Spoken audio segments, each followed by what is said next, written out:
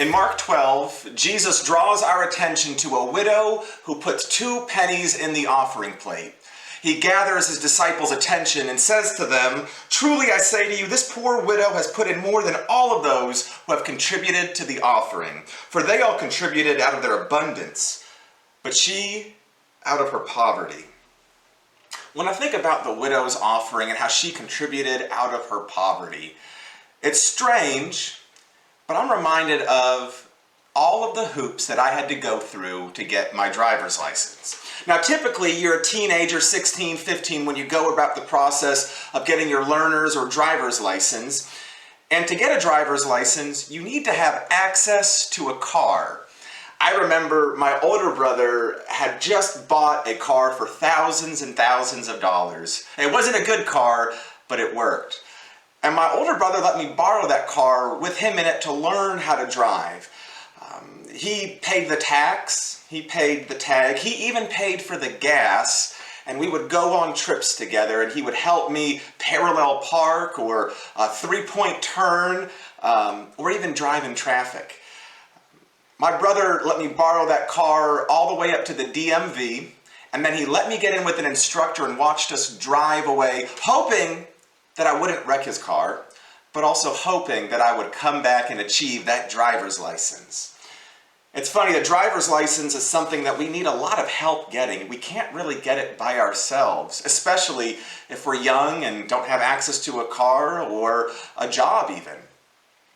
Thinking about driver's license and the widow's offering, I'm reminded of a great biblical truth. And that truth is this: when God blesses us, or when God gives us something, He expects us to keep the blessing in circulation. He expects us to bless others with what He has given us. So when Jesus talks about people that follow Him, He talks about people that are generous with their gifts, generous with their possessions.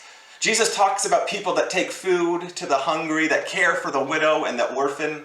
Jesus talks about people that pray for their enemies and visit those in prison.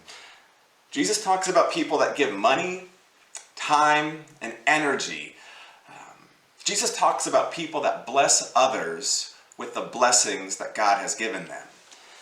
Now, as we enter a Thanksgiving season, I want you to remember that we get to keep the blessing in circulation as Christians. We get to keep the gifts of God in circulation as Christians. But here's the thing. To keep the blessing in circulation, you and I have to recognize that we have been blessed. Think about that poor widow. She had been given 2 pennies. This was what she would get to live off of, and yet she knew that she was blessed and gave it to the offering. I think as we realize that we have been blessed, it's our job to offer that up to others, to offer that up to God, and to keep the blessing in circulation. So as we approach a time of Thanksgiving, my challenge to you is, I would love it if we could all recognize the many different ways God has blessed us. Whether it's a driver's license, whether it's with money, or whether it's with time and energy. And as we recognize what God has blessed us with, let's bless others with that. Let's not keep this light to ourselves, but let's share it with the world. Let's rise to that widow's challenge to offer God even in our poverty. Grace and peace.